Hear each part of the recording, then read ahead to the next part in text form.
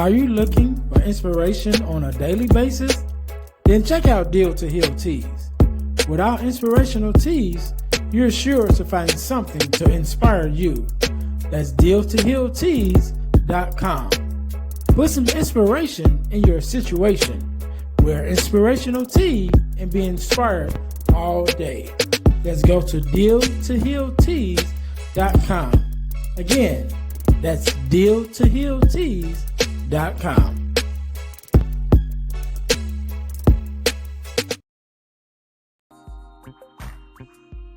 guys, if you're enjoying this podcast, then I know you'll enjoy the Girl Dad Discussion podcast. I'm your host, Ernest James, and I believe the relationship between a daughter and her father is one of the most important relationships a young lady can have. And therefore, my mission is to promote the daddy-daughter relationship by sharing the voices of girl dads to the world. So check out our podcast on every platform where podcasts can be listened to. And if you want to watch the podcast, check us out on our YouTube channel. Again, that's the Girl Dad Discussions podcast with your host, Ernest James.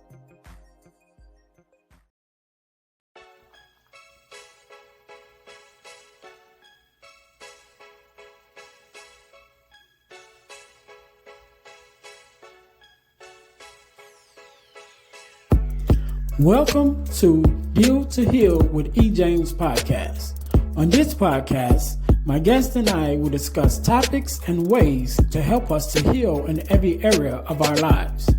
I believe that everyone can live a life that is happy, healthy, and whole. So I'm on a mission to help people to deal, heal, and fulfill. Deal with your problem, heal from the pain, and fulfill your purpose. Thanks for tuning in. Let's get to it. Welcome to the Deal to Heal with E. James podcast. I am your host, Ernest James, and I believe that everyone can and should live a life that is whole, healed, and healthy. And therefore, my mission is to help people to deal, heal, and fulfill, to deal with their problems, to heal from the pain, and to fulfill their purpose. Thank you guys once again for tuning in to the Deal to Heal with E. James podcast. If you haven't already, make sure that you listen, like, subscribe, and share our podcast on all of your social media platforms, and follow us on all of our social media platforms, including our new podcast channel on YouTube, which is the Deal to Heal Podcasting Network, where you can not only find the Deal to Heal with E. James podcast, but you also can find the Girl Dad Discussions podcast. And on that podcast, my guests and I, who are usually girl dads, like myself, talk about the daddy-daughter relationships. And occasionally we have a daughter to come through and talk about her relationship with her father.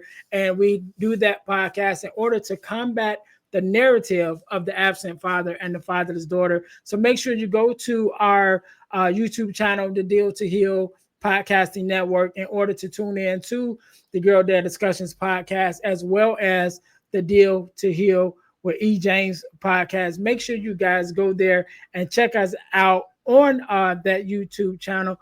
Also, make sure that you guys check us out for our product of the week. And so our product of the week this week can be found at our website, Deal to Heal Teas, which is Deal, the number 2, healteas.com. And our product of the week is our Deal, Heal, Fulfill cursive tea that we have.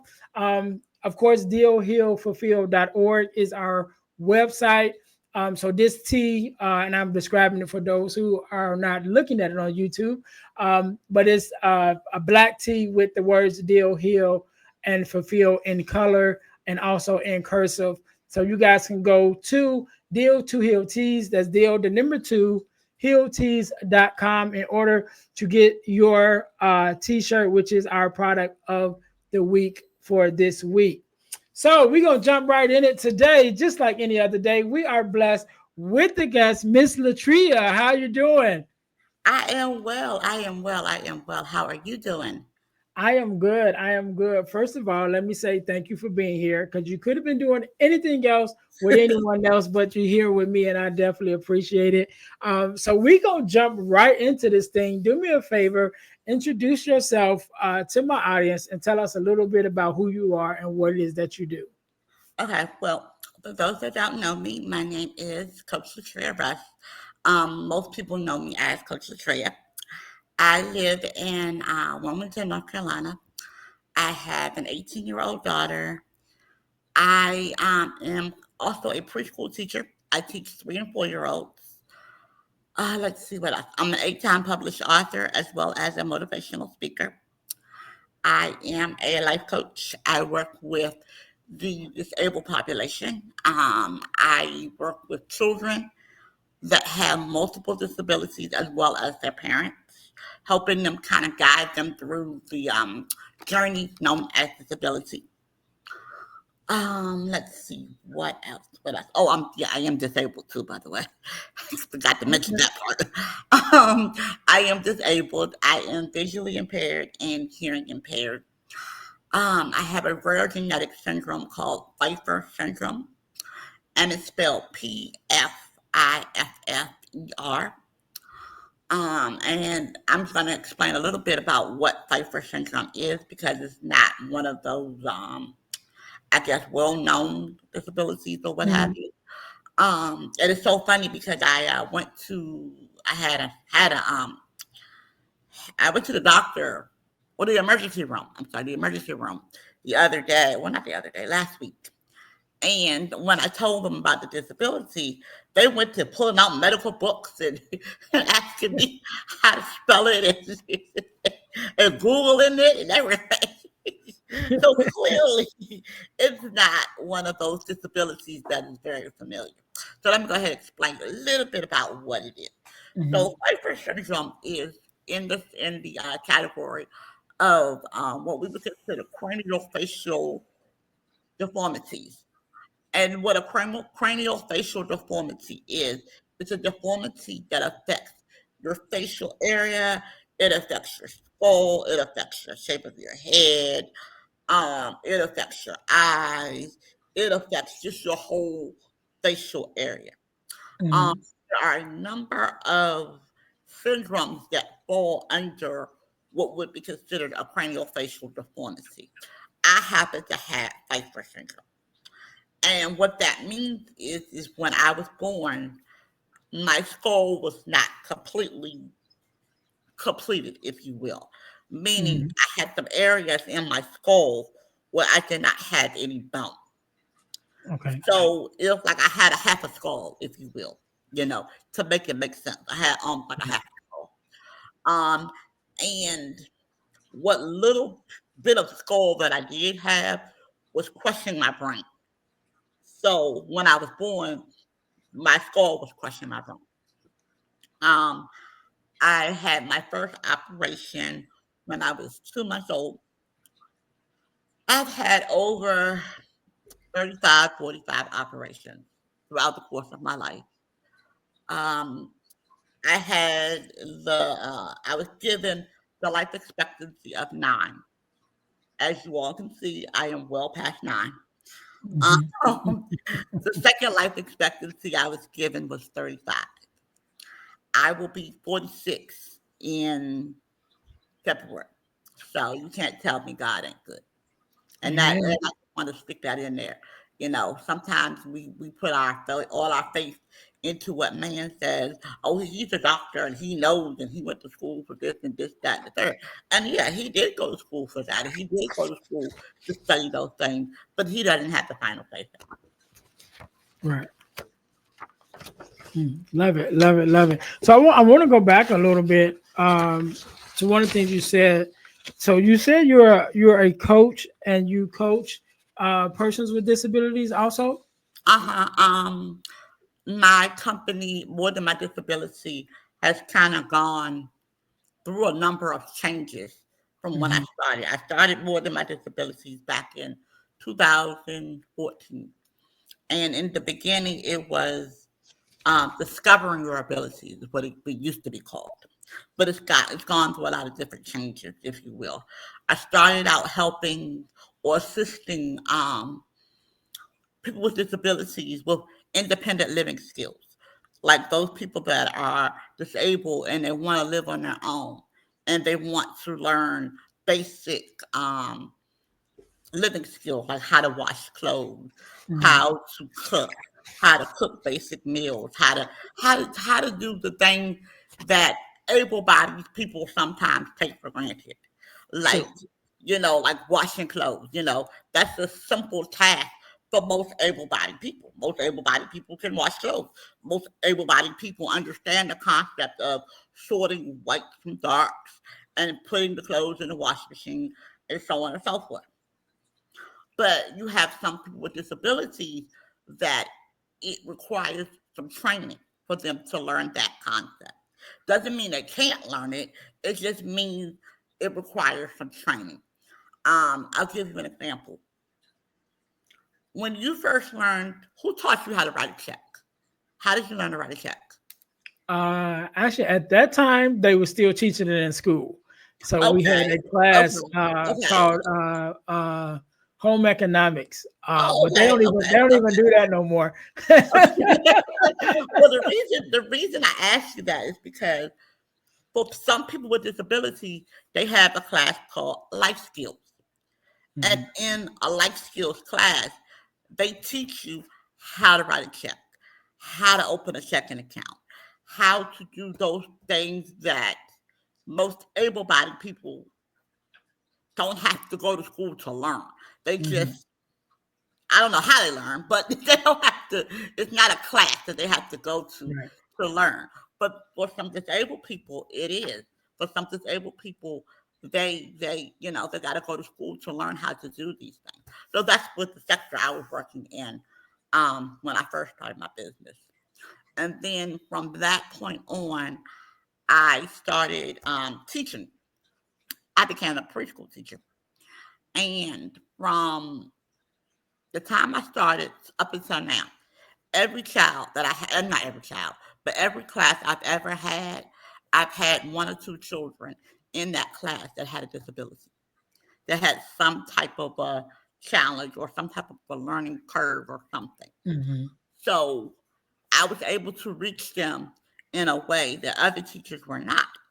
So I'm like, this might be something I can tap into. Mhm. And parents as well. Parents would come and say, okay, well, I can't get them to do this at home, but you can get them to do this here. How do you get them to do it? And I can't get them to do it. And so I began working with the parents as well as working with the children. So that's why how I kind of changed my coaching around a little bit. I love it. I love it. And I definitely connect with what you're saying. For maybe a little bit over 10 years, um, I recently stopped doing it, but over the like 10 years, I've been a um, healthcare aid to persons with disabilities for over 10 years. And so I know by working hand in hand with them in their home in some cases, or even at the centers, the day centers, sometime with those, helping with those life skills and things of that nature. So definitely understand even what you were saying, like the things that we take for granted, of being able to wash your own clothes and things of that nature.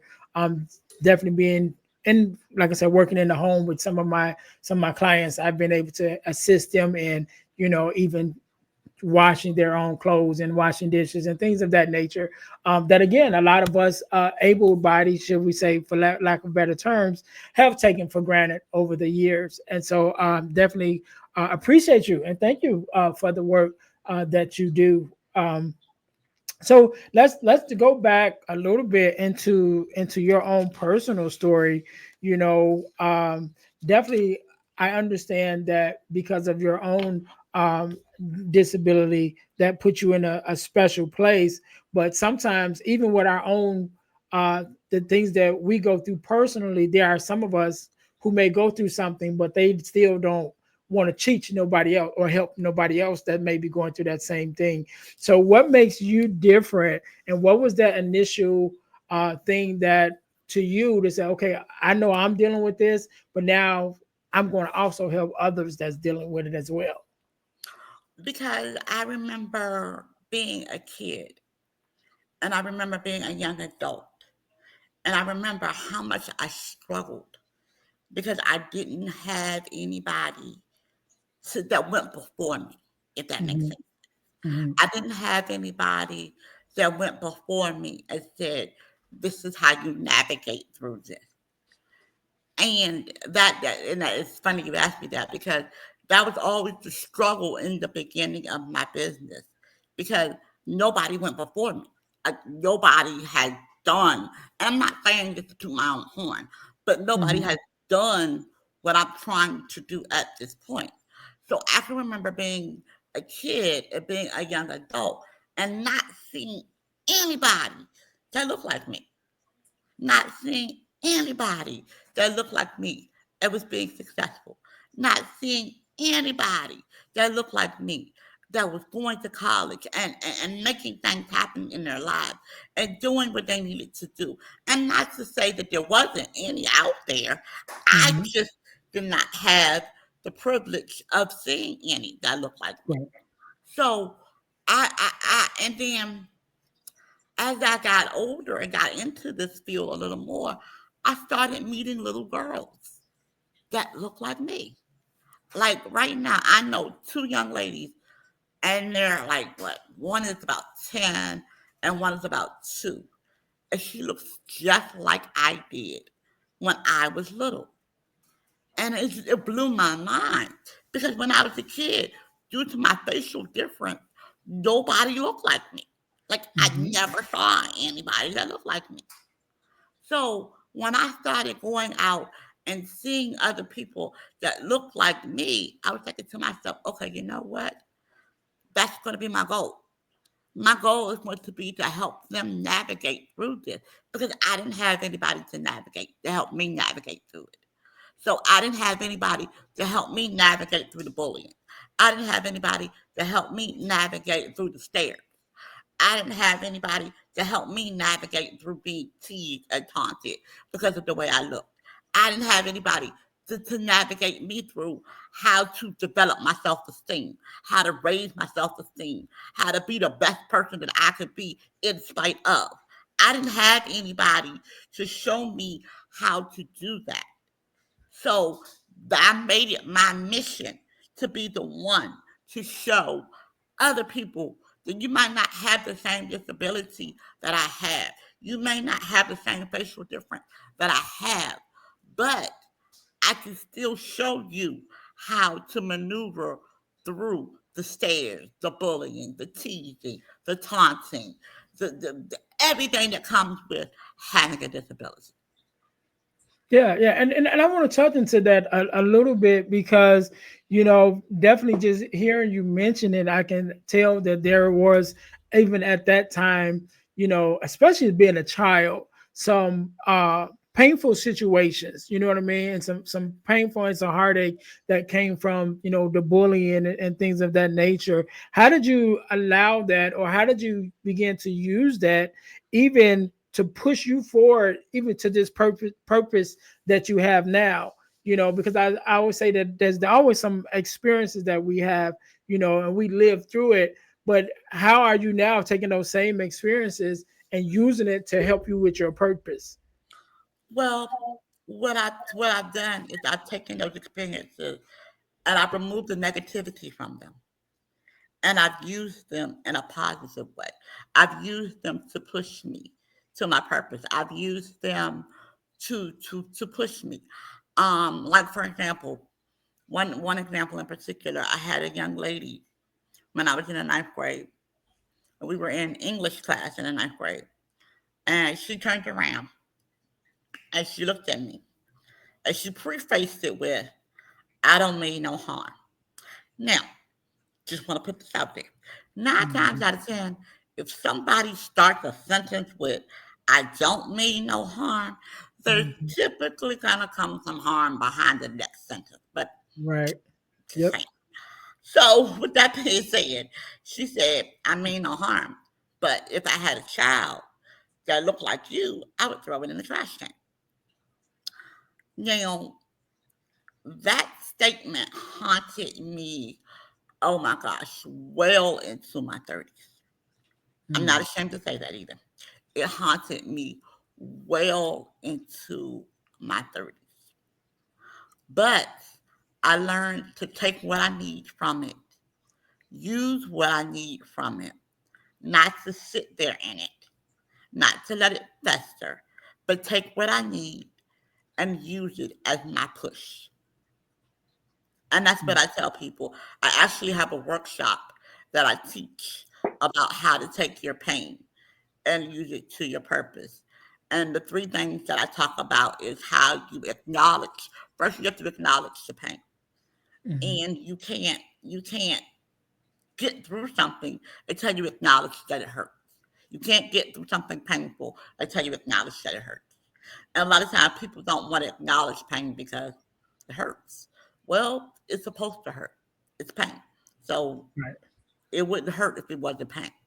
So you acknowledge pain. You acknowledge the experience hurt. You acknowledge that what you went through hurt.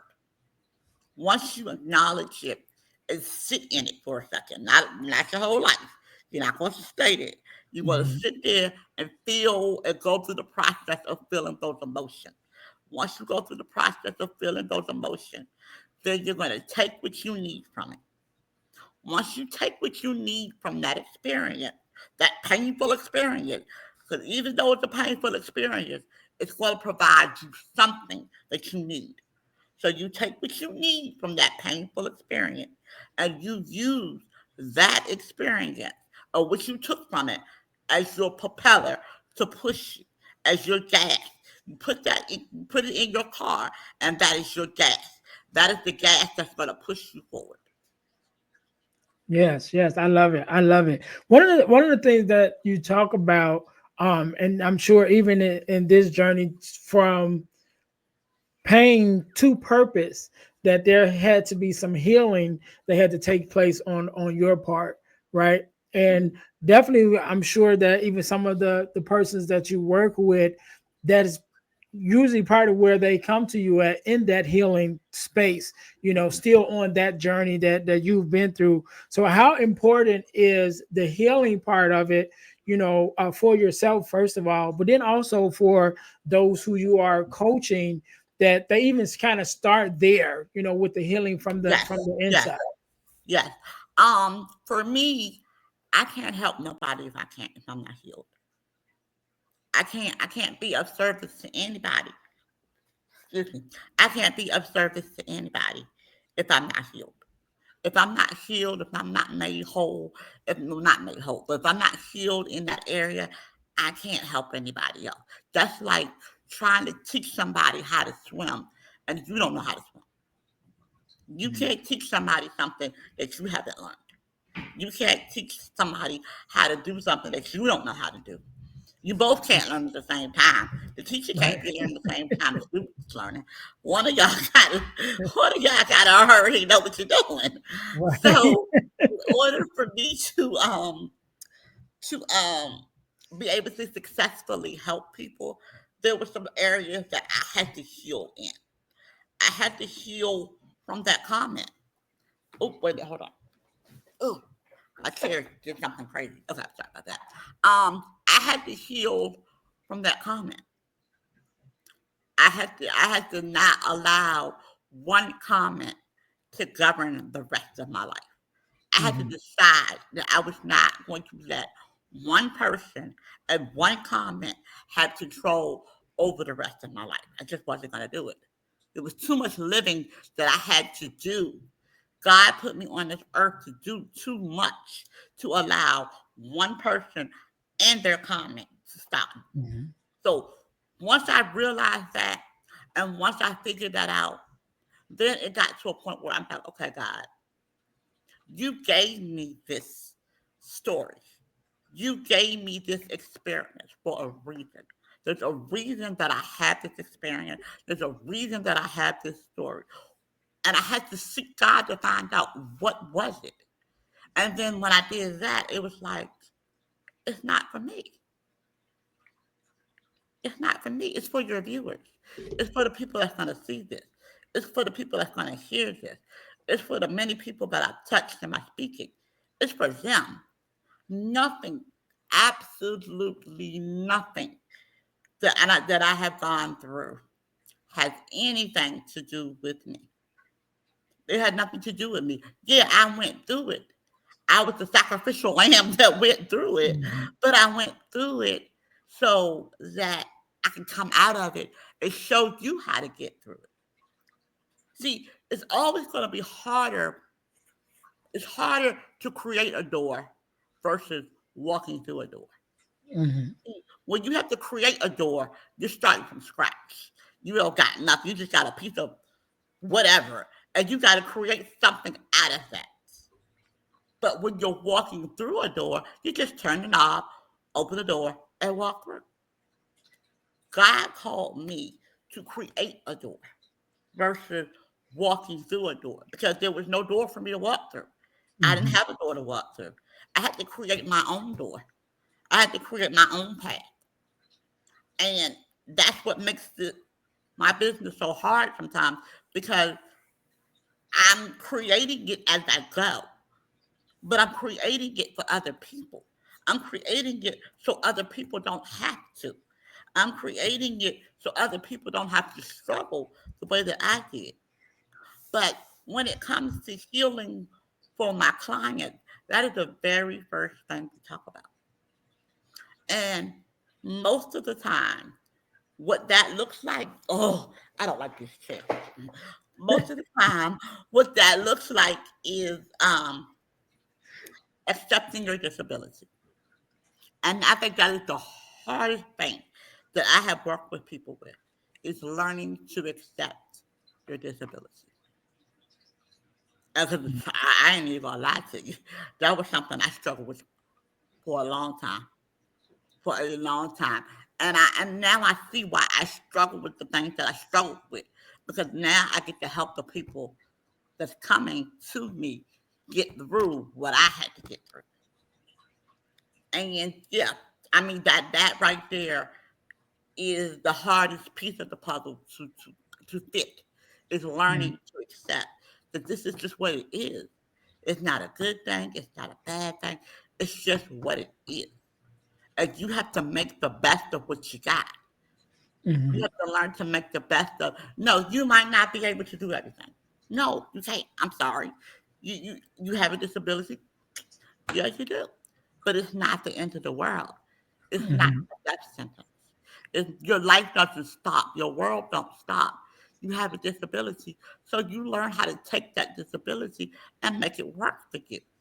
You learn how to take that disability and spin it around and make it work for your life. Yeah, yeah. I love it. I love it. So, man, speaking of doors, you said you created a door. It seems like you created it and kicked it open at the same time, especially with your business. So, how long have you been doing the speaking side of it to as far as being a motivational speaker? Oh gosh. Hmm. It started okay, I started speaking at my church. I wanna say it was 2012, 13, I wanna say. And I wanna give a shout out to my former First Lady Rashida Potts, of Rashida Potts Ministries. She had a play called In Her Shoes. And I don't know if she's still doing it or not because I've moved, so I don't know if she's still doing it or not. But it's a phenomenal play. It's a monologue. And the basis or premise of the monologue is to give your testimony.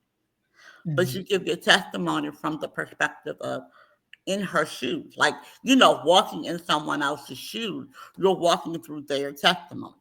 Mhm. So I gave my testimony as what it was like in my shoes. And that is actually where my speaking career started.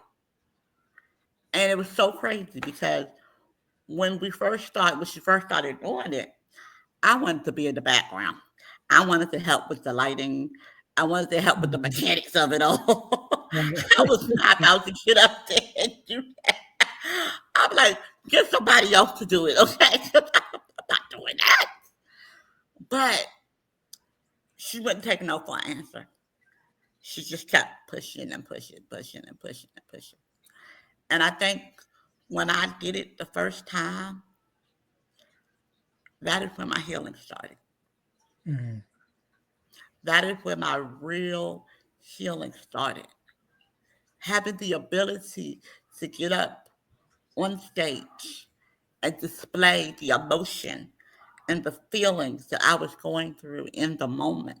But I was having those feelings and emotions, like being in the hospital during Christmas time, being in the hospital on your birthday, being rolled in the operating room at 9, 10 years old, not knowing if you're gonna make it out.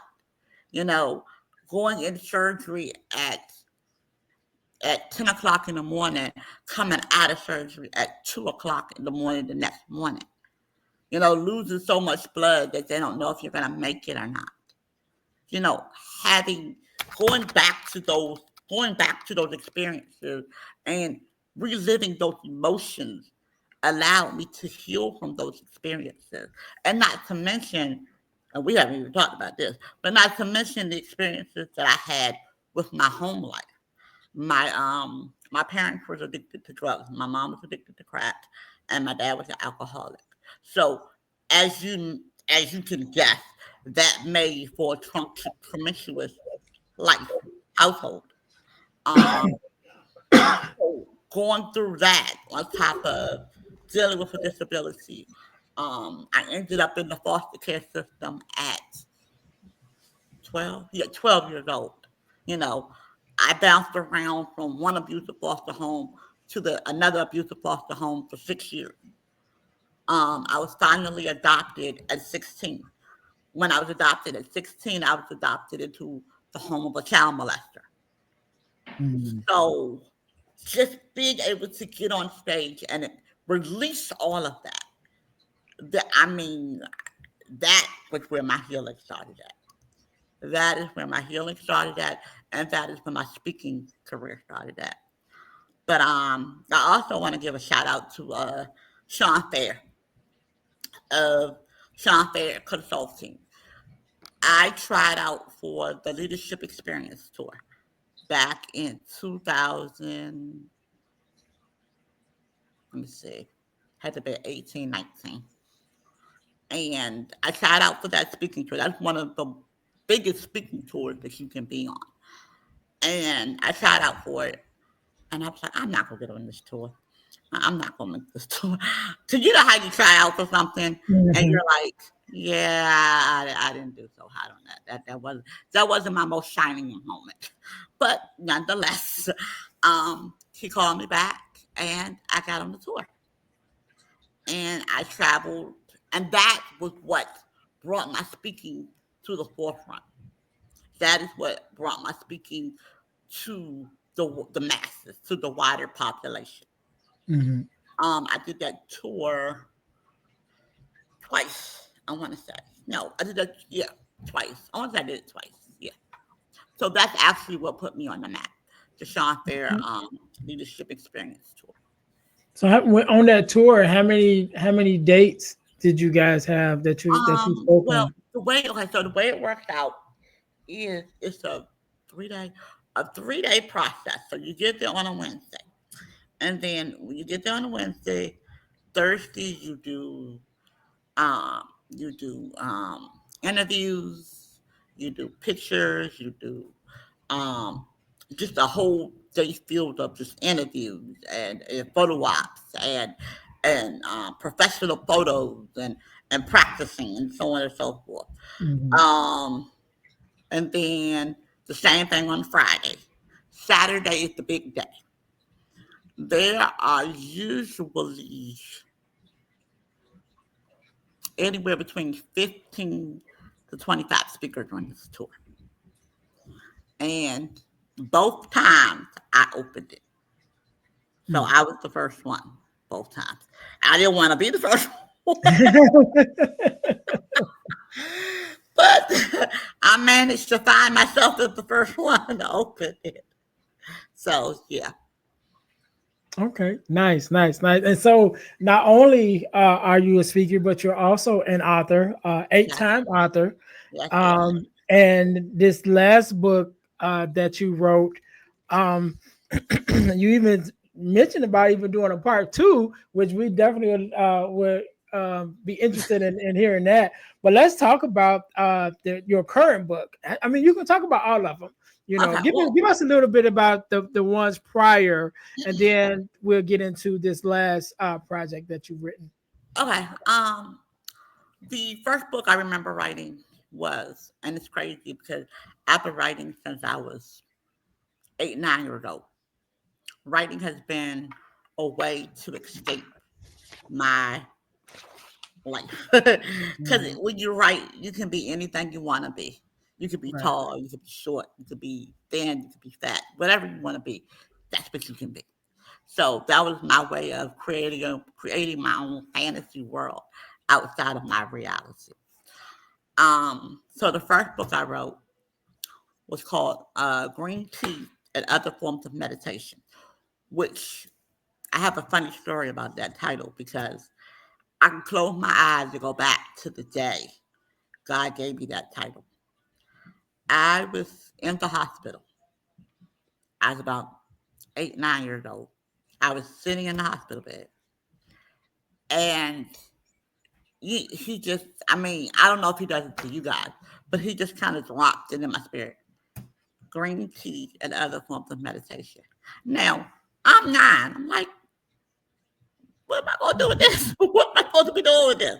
But okay. So, um, when I started working on my first project, that was the title I got, Green Tea and Other Forms of Meditation. I have 3 workbooks that I did that go along with workshops that I do. It's called Removing the Emotional Barriers. One is Removing the Emotional Barriers of Life. That's for able bodied people. And then I Mhm. have Removing the Emotional Barriers of Disability. That's for my disabled population. So there are 2 different workshops. Mhm. One's about life and one's about disability. So I have a set of workbooks that go along with that. Mhm. Um, and then let's see, I have a prayer book called Intimate Conversations with God. And this book came about when I was a Sunday school teacher. I was a Sunday school teacher for about 10, 11 years, maybe longer than that. And I remember the one thing we used to pray. That's my thing. I don't do nothing. I don't go nowhere. I don't enter nothing without praying. That's just been me. So I know we start class praying. So I would have them stand up, hold hands, and ask one of them to lead me in prayer. And they would always give me the same thing. Well, Sister Latrea, what am I supposed to say? I'm like, what do you mean? What are you supposed to say? How do you pray? What do you say when you pray? What do you say when you talk to God? How do you pray? How do you talk? How do you pray? And I would tell them, prayer is nothing but a conversation between you and God. In its simplest form, that is Mhm. all prayer is. A conversation with you and God. You're talking to God like you're talking to your mom and daddy. You're talking to God like you're talking to your friend. I said, now I'm not saying disrespect God. That's not what I'm saying. Mhm. But what Mhm. I'm saying is sometimes we make prayer more complicated than it has to be. Right. So that's how I came up with the title of that book, Intimate Conversations with God. In the book, I have some prayers that I have my personal prayers that I prayed to God during a time that I was going through some things. I was going through depression. I was going through a bad marriage. I was going through a lot of different things during that time. And I did all I knew to do was write. That's all I knew to do was write. And every day for 2 years straight, I journaled to God. I journaled to God. Dear God, dear God, dear God, dear God, dear God. And then after I journaled to him, I prayed. So that's what that book is. Now, at the end of the 2 year mark, I just thought it was just gonna be a journal. You know how you write in the journal or whatnot. I had no idea of publishing this. This was not even something I wanted to do. It was just a journal I was gonna throw in the back of my closet. I had no plans on publishing this. But as you say, you tell God your plans, he'll laugh at you. Mhm. So he was like, "No, we're gonna go ahead and publish this." I'm like, yeah, God, I hadn't planned on publishing this. This wasn't supposed to be a book. This was just me and you talking. And then he showed me how the prayers in the book weren't for me; they were for somebody else. See, if you look at it, the theme here always goes back to somebody else. It always goes back to somebody else. It's never about me. It's never, and that's what I tell people. It's never about you. It might feel like it is in the moment because you're going through it, but it's never about you. It's always about who is going to benefit from your pain, who is going to benefit from what you're going through. So God showed me that the prayers that I prayed is going to keep somebody from taking their own life the way it kept me from taking my life. My most recent book, as we talked about off air, was the one I was the most hard headed about. I did not want to write this book. This most recent book is not what it yeah, it's not what it looks like. I didn't want to write it because it forced me to open myself up. Mhm. It forced me to talk about some things openly what I had never talked about. Right. As it relates to what I went through as a kid living in a home with a parent addicted to drugs. What I went through as a kid living in a home with a parent that was addicted to alcohol. What that looked like, what that felt like. What was it like being homeless as a kid?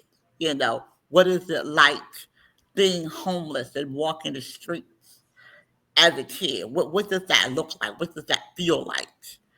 Um, and what it did was essentially it gave a voice to those experiences. Again, it goes back to somebody else because if it was up to me, I would have, I would have wrote it. But I understand that somebody needed it. Mhm. Somebody needed that book. Somebody needed to hear those experiences. Somebody needed to hear how I got through those experiences. All right, all right. And the book is called "It's Not What It Looks Like," and it is on Amazon. Yes. We will make sure that we put the link to the book in the descriptions. Make sure you guys go check out our descriptions because we always have great information in the descriptions, including things about the podcast, things of resources. If you want to ever thought about starting your own podcast, there's information there in the descriptions. So make sure you always go check out the descriptions to the podcast because there's also always great information there. So we will make sure that we put the links to "It's Not What It Looks Like." The book will be there in our description as far as the social media handles and things of that nature. So Latria, I definitely appreciate you. I appreciate the work that you do, and I appreciate you sharing, more of yourself with the community the community at large, definitely those who are dealing with disabilities and, the mindset and the hard posture that they have and helping them through that, but also the work that you do with able bodies, for those who may not uh, have a disability, even to be able to use your knowledge and your wisdom to still be able to help them on their journey. So I definitely appreciate you and the work that you do. I want you to have the last word, right? And I want you to leave us with a word of advice, word of inspiration, however you feel. To leave us with, also with your social media handles and things of that nature. So I'll give you a couple seconds to think about that. To my listeners, thank you guys for tuning in once again to the Deal to Heal with E. James podcast. Make sure that you guys go and check me out. Check out, I say check me out. Check me out at my website, dealhealfulfill.org. Again, that's dealhealfulfill.org. Um, because as you guys know, our mission is to help people to deal, heal, and fulfill, to deal with their problems, to heal from the pain, and to fulfill their purpose. So when you go there, you can find out more about me personally, about me as a podcaster, as a speaker, as an author, and even to be able to book me to come out and talk to your school or your organization. So again, go to dealhealfulfill.org in order to find more about me and the things that I have going on. Also, you can go to ebooksbyejames.com to check out some of the ebooks that I've written that is available there. We had talked about a little earlier about our partner, our sister podcast, which is the Girl Dad Discussions podcast. And we talk about my ebook that I wrote called The Core Four, which is the four core values that every daughter should get from her father. That ebook can be found at ebooksbyejames.com. Again, we talk about that on the podcast, the Girl Dad Discussions. And so you could go to ebooksbyejames.com to check that ebook out, as well as other ebooks that I have, including From Males to Men, and also Forgiving Me, the 4 Steps to Self-Forgiveness is also there. So make sure you guys go to ebooksbyejames.com in order to check out all the ebooks that we have available. Also, we talked about our product of the week, which was one of our inspirational teas. So we have more inspirational teas that you can find at our website, Deal to Heal Teas. That's Deal, the number 2, healteas.com. Put some inspiration in your situation. Wear an inspirational tea and be inspired all day. That is our tagline. Make sure you guys go there to check out the inspirational teas that we have, as well as our podcast merch, which is our t-shirts with our podcast logos on it. There's one with the Girl Dad Discussions podcast logo, as well as one with the Deal to Heal with E. James podcast logo. Make sure you guys go again to Deal to Heal Teas. That's Deal, the number 2, healteas.com in order to check that out. And last but not least, over the last few years, I've been able to be a part of an organization called the Forgiveness Mission. And what we do, we have free virtual workshops every other month. Talking about everything regarding forgiveness of self, forgiveness of others, forgiveness of the world, and really going through, the process of what is forgiveness and how does it affect us as a people. And so it's a free virtual workshop. Again, it's every other month that we have it. So whenever you're listening to this podcast episode, either one just passed or there's one coming up. So you can go to theforgivenessmission.com in order to check that out, or go to Eventbrite and look up Forgiveness Workshop sponsored by the Forgiveness Mission in order to sign up for that free virtual workshop. It is absolutely free, but the information is priceless. So you guys want to go to theforgivenessmission.com in order to sign up for that free virtual workshop. All right. Again, Coach Latrea, I thank you so very much for being on. Thank you for sharing your story with us. I want you to have the last word, so the floor is yours.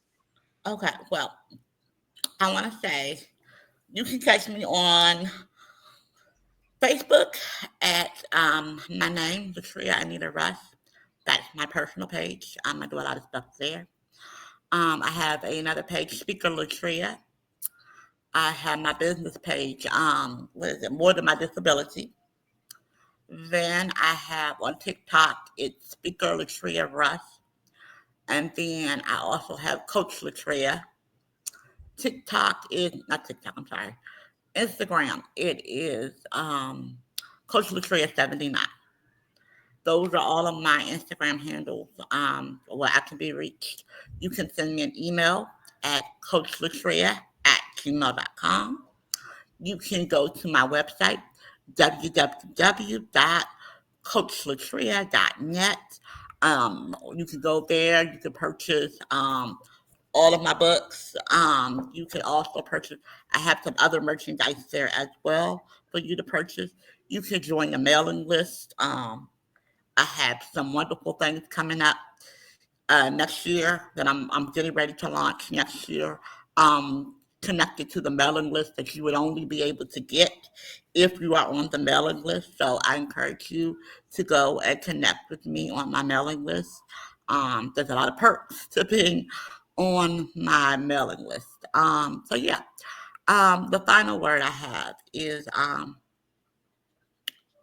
it's not what it looks like. Yeah, it's not what it looks like. A lot of times people get caught up in what they see with their carnal eyes, and they forget that there's somebody or higher source working in the background. So we see things with our carnal eyes, and it looks like destruction. It looks like a disarray. It looks like everything is falling down around you, but it's not. It might look like that for the time being. I'll give you that. I'm not going to discredit your feelings and say that it's not. That's not what it is. Because that's what it could be for you right now. Mhm. But if that's what it is, that's not the way it's always going to be. That I can say. It's not going to always be that way. It's not going to be the walls feel like they're caving in on you. It's not going to be everything's crashing around you. It's not always going to be you're not going to know your right from your left. It's not always going to be like that. It's going to come a time where the sun is going to shine again. The clouds are going to move and the sun is going to shine again. And I know that kind of sounds a little cliche-ish when I say it, but it's the truth. I mean, I've been in some situations in my life where I'm like, Lord, I, I don't know. I just don't know. I mean, I don't know. But I remember God always telling me, hold on, I got you. And sometimes that's all you got to hold on to is a word. It's a word. So, no, it's not what it looks like. All That's right. it. All right. We can't end it no better than that. To my listeners, thank you guys once again for tuning in to the Deal to Heal with E. James podcast, where our mission is to help people to deal, heal, and fulfill, to deal with your problems, to heal from the pain, and to fulfill your purpose. Until next time, you guys be blessed. Thanks for listening to the Deal to Heal with E. James podcast. Remember to listen, like, subscribe, and share. This episode has been brought to you by Deal to Heal Teas. Put some inspiration in your situation. Wear an inspirational tea and be inspired all day. Let's go to dealtohealteas.myshopify.com. Remember, our mission is to help you to deal, heal, and fulfill. Deal with your problem, heal from the pain, and fulfill your purpose. Thanks for listening.